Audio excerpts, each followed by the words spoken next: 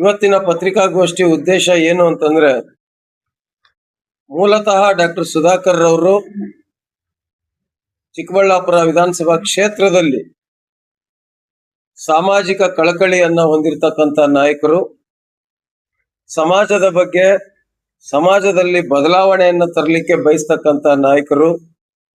ವಿಶೇಷವಾಗಿ ವಿದ್ಯಾಕ್ಷೇತ್ರ ವಿದ್ಯಾರ್ಥಿಗಳು ಸರಿಯಾದ ರೀತಿನಲ್ಲಿ ಮುಂದೆ ಬಂದಿದ್ದೆ ಆದ್ರೆ ಮಾತ್ರನೇನೆ ಸಮಾಜದಲ್ಲಿ ಬದಲಾವಣೆಯನ್ನು ತರಲಿಕ್ಕೆ ಸಾಧ್ಯ ಅನ್ನೋದನ್ನ ನಂಬಿರ್ತಕ್ಕಂತ ನಾಯಕರು. 2008ನೇ ಇಸ್ವಿಯಿಂದನೇನೆ ಅವರು ವಿದ್ಯಾರ್ಥಿಗಳಿಗೆ ಯಾವ ರೀತಿ ಸಹಕರಣೆ ಮಾಡಿದ್ರೆ, ಯಾವ ರೀತಿ ಸವಲತ್ತನ್ನ ಮಾಡಿದ್ರೆ ಈ ಒಂದು ಚಿಕ್ಕಬಳ್ಳಾಪುರ ಕ್ಷೇತ್ರ ಅಭಿವೃದ್ಧಿ ಆಗ್ತದೆ ಅನ್ನೋದನ್ನ ಕನಸನ್ನ ಕಂಡಂತವರು. ಆ ವರ್ಷದಲ್ಲೇನೆ ಸಾವಿರಾರು ವಿದ್ಯಾರ್ಥಿಗಳಿಗೆ ಉಚಿತ ಬಸ್ ಪಾಸ್ ಅನ್ನ ಹಲವಾರು ವರ್ಷಗಳಿಂದ ನೀಡ್ತಾ ಬಂದಿದ್ದಾರೆ. ಇವತ್ತು ಏನು ಡಿ.ಕೆ. ಶಿವಕುಮಾರ್ ಅವರು ಉಚಿತ ಬಸ್ ಪಾಸ್ ಅಂತ ಈಗ ಹೇಳ್ತಾ ಇದ್ದಾರೆ, ಇದನ್ನ ನಮ್ಮ ಡಾಕ್ಟರ್ ಸುಧಾಕರ್ ಅವರು 2008ನೇ ಇಸ್ವಿಯಿಂದನೇ ಪ್ರಾರಂಭ ಮಾಡಿರ್ತಕ್ಕಂಥದ್ದು. ಅನೇಕ ಕಾರ್ಯಕ್ರಮಗಳು, ಬಹುಶಃ ಆರೋಗ್ಯ ಶಿಬಿರದಲ್ಲಿ ಗಿನ್ನಿಸ್ ದಾಖಲೆ ಅಂತ ಏನಾದ್ರು ಇದ್ರೆ ಅದು ಡಾಕ್ಟರ್ ಸುಧಾಕರ್ ಅವರು ಮಾಡಿರ್ತಕ್ಕಂಥದ್ದು.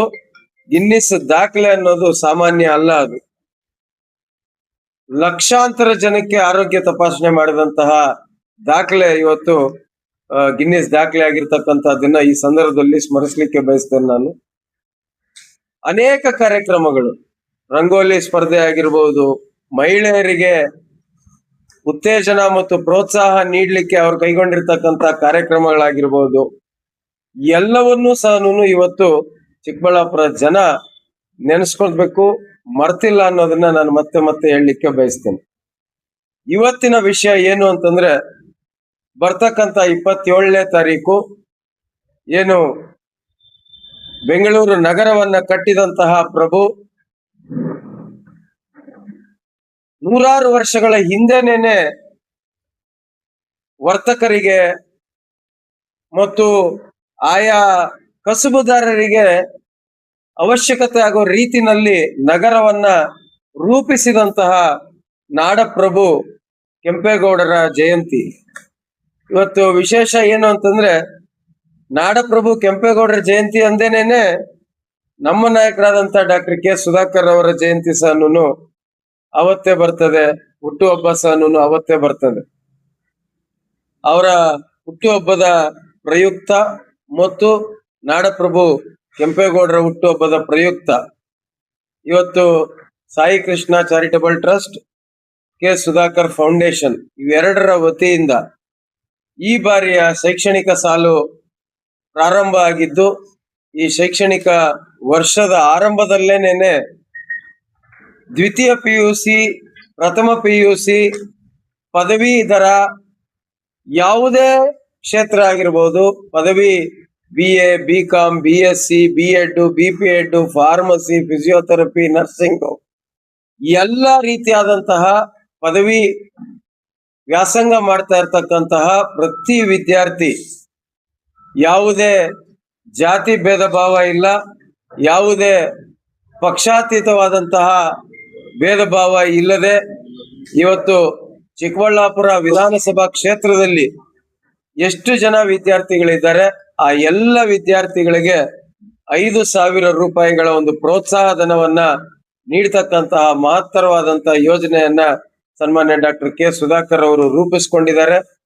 ಇವತ್ತು ಮಾಧ್ಯಮದ ಮುಖಾಂತರ ಪ್ರತಿಯೊಬ್ಬ ವಿದ್ಯಾರ್ಥಿ, ನೀವು ವಿದ್ಯಾಭ್ಯಾಸ ಮಾಡ್ತಾ ಇರ್ತಕ್ಕಂಥವ್ರು, ರಿಜಿಸ್ಟ್ರೇಷನ್ ಅಂದ್ರೆ ದಾಖಲಿಸಿ ಸಹ ನಿಮಗೆ ಅನುಕೂಲಕರವಾಗಿರ್ಲಿ ಅಂತ QR ಕೋಡ್ ಸ್ಕ್ಯಾನರ್ ಮುಖಾಂತರ ಮಾಡ್ತಾ ಇದ್ದಾರೆ. ಸೊ ಆ QR ಕೋಡ್ ಸ್ಕ್ಯಾನರ್ ಅನ್ನ ಇವತ್ತು ಮಾಧ್ಯಮದ ಮಿತ್ರರ ಜೊತೆಗೆ ನಮ್ಮೆಲ್ಲ ನಾಯಕರುಗಳು ಸೇರಿ ಹಂಚ್ಕೊಳ್ತಕ್ಕಂಥ ಕೆಲಸವನ್ನ ಮಾಡ್ತೇವೆ.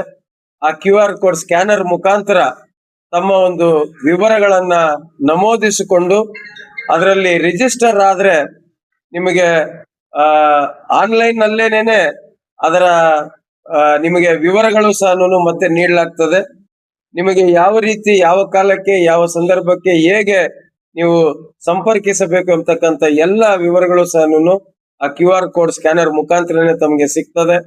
ಈ ಕ್ಯೂ ಆರ್ ಕೋಡ್ ಸ್ಕ್ಯಾನರ್ ಅನ್ನು ಉಪಯೋಗಿಸಿಕೊಂಡು ಎಲ್ಲಾ ವಿದ್ಯಾರ್ಥಿಗಳು, ನೀವು ಯಾವುದೇ ಕ್ಷೇತ್ರದಲ್ಲಿರ್ರಿ, ಯಾವುದೇ ವಿದ್ಯಾಭ್ಯಾಸ ಮಾಡ್ತಾ ಇರ್ಲಿ, ಸೈನ್ಸ್ ಆಗಿರ್ಬೋದು, ಆರ್ಟ್ಸ್ ಆಗಿರ್ಬೋದು, ಕಾಮರ್ಸ್ ಆಗಿರ್ಬೋದು, ಬಿಸ್ನೆಸ್ ಮ್ಯಾನೇಜ್ಮೆಂಟ್ ಆಗಿರ್ಬೋದು, ಯಾವುದೇ ಕ್ಷೇತ್ರದಲ್ಲಿ ಇರಬಹುದು, ನೀವು ಈ ಕ್ಯೂ ಆರ್ ಕೋಡ್ ಸ್ಕ್ಯಾನರ್ ಮುಖಾಂತರ ತಮ್ಮ ಒಂದು ದಾಖಲಾತಿಯನ್ನ ಮಾಡಿಕೊಂಡು ನಮ್ಮ ನಾಯಕರಾದಂತ ಡಾಕ್ಟರ್ ಕೆ ಸುಧಾಕರ್ ಅವರು ಬರ್ತಕ್ಕಂತ 27ನೇ ತಾರೀಕು ಏನು ಈ ಪ್ರೋತ್ಸಾಹಧನವನ್ನ ನೀಡ್ತಾರೆ ಅದನ್ನ ಸ್ವೀಕರಿಸಿ ನಿಮ್ಮ ಒಂದು ಶೈಕ್ಷಣಿಕ ಜೀವನವನ್ನ ಸುಗಮವಾಗಿಸ್ಕೋಬೇಕು, ಮುಂದೆ ವೃತ್ತಿ ಜೀವನದಲ್ಲಿ ಒಳ್ಳೆಯ ರೀತಿನಲ್ಲಿ ಬೆಳೆಬೇಕು ಎಂಬತಕ್ಕಂತ ಒಂದು ಆಸೆಯನ್ನ ಡಾಕ್ಟರ್ ಸುಧಾಕರ್ ಅವರು ವ್ಯಕ್ತಪಡಿಸ್ತಾ ಇದ್ದಾರೆ. ಈ ವಿದ್ಯಾರ್ಥಿಗಳು ಎಲ್ಲರೂ ಸಹ ಇದನ್ನ ಉಪಯೋಗಿಸಿಕೊಂಡು ಅದೇ ರೀತಿ 27ನೇ ತಾರೀಕು ನಾನಾ ರೀತಿಯಾದಂತ ಕಾರ್ಯಕ್ರಮಗಳನ್ನ ಹಮ್ಮಿಕೊಂಡಿದ್ದಾರೆ. ಸಾಂಸ್ಕೃತಿಕ ಕಾರ್ಯಕ್ರಮಗಳು, ಬಹುಶಃ ಡಾಕ್ಟರ್ ಕೆ ಸುಧಾಕರ್ ಅವರು ಸಾಂಸ್ಕೃತಿಕ ಕಾರ್ಯಕ್ರಮಗಳನ್ನ ನಡೆಸಿದ್ರೆ ಯಾವ ರೀತಿ ಇರ್ತದೆ ಅನ್ನೋದಕ್ಕೆ ಉತ್ತಮವಾದಂತ ಉದಾಹರಣೆ ಅಂತಂದ್ರೆ ನಮ್ಮ ಶಿವರಾತ್ರಿ ಏನು ಶಿವೋತ್ಸವ. ರಾಜಕೀಯ ಜೀವನ ಪ್ರಾರಂಭ ಮಾಡಿದ್ದು ಸಾಯಿ ಕೃಷ್ಣ ಚಾರಿಟಬಲ್ ಟ್ರಸ್ಟ್ ಮಾಡಿಕೊಂಡು ಅದ್ರ ಮುಖಾಂತರ ಅನೇಕ ಸಾಮಾಜಿಕ ಕಾರ್ಯಗಳನ್ನ ಮಾಡಿರ್ತಕ್ಕಂಥ. ಅದ್ರ ಮೊದಲನೇದಾಗಿ ಅವರು ಉಚಿತ ಬಸ್ ಪಾಸ್ಗಳನ್ನ ಇಡೀ ಕ್ಷೇತ್ರದ ಎಲ್ಲ ಮಕ್ಕಳಿಗೂ, ವಿದ್ಯಾರ್ಥಿಗಳಿಗೆ, ಅದು ಯಾರೇ ಬಸ್ಗಳಲ್ಲಿ ಪ್ರಯಾಣ ಮಾಡ್ತಕ್ಕಂಥ ಕಾಲೇಜುಗಳಿಗೆ, ಸ್ಕೂಲ್ಗಳಿಗೆ, ಹೈಸ್ಕೂಲ್ಗಳಿಗೆ ಬರ್ತಕ್ಕಂಥವರಿಗೆ ಉಚಿತ ಬಸ್ ಪಾಸ್ ಅನ್ನ ವಿತರಣೆ ಮಾಡಿರ್ತಕ್ಕಂಥದ್ದು ನಿದರ್ಶನ ನಮ್ಮ ಕಣ್ಮುಂದೆ ಇದೆ. ಬಹುಶಃ ಇವತ್ತು ಸರ್ಕಾರ ಇವತ್ತೇನು ಉಚಿತ ಬಸ್ ಪಾಸ್ ಮಾಡಿದೆಯಲ್ಲ, ನಮ್ಮ ಡಾಕ್ಟರ್ ಸುಧಾಕರ್ ಅವರು ಮಾಡಿರ್ತಕ್ಕಂಥದ್ದು ಹಿಂದೆ ಅವ್ರು ಹೇಳ್ತಾ ಇದ್ದಾರೆ. ಹಿಂದೆ ನಮ್ಮ ಸರ್ಕಾರ ಇದ್ದಾಗ ನಾನು ಸಿದ್ದರಾಮಯ್ಯವ್ರಿಗೆ ನಾನು ಹೇಳಿದ್ದೆ, ಈ ಒಂದು ಉಚಿತ ಬಸ್ ಪಾಸ್ ಮಾಡಿದ್ರೆ ಇಡೀ ರಾಜ್ಯದಾದ್ಯಂತ ನಮ್ಗೆ ಒಳ್ಳೆ ಸರ್ಕಾರಕ್ಕೆ ಒಳ್ಳೆ ಹೆಸರು ಬರ್ತದೆ ಅಂತ ಹೇಳಿದ್ರು. ಅದನ್ನ ಇವತ್ತು ಡಿ ಕೆ ಶಿವಕುಮಾರ್ ಅವರು ಬಹುಶಃ ಪಾಲಿಸಿದ್ದಾರೆ ಅಂತ ನಾನಾದ್ರೂ ಅಂದ್ಕೊಂಡಿದ್ದೆ. ಅದೇ ರೀತಿ ಇನ್ನು ಮಕ್ಕಳಿಗೆ ಲೇಖನಿಗಳಿರ್ಬೋದು, ಪುಸ್ತಕಗಳನ್ನಿರ್ಬೋದು, ಆ ರೀತಿಯ ಒಂದು ಕಾರ್ಯಕ್ರಮಗಳನ್ನ ಇಂದಿನಿಂದ ಕೂಡ ಮಾಡ್ಕೊಂಡ್ ಬಂದಿದೆ.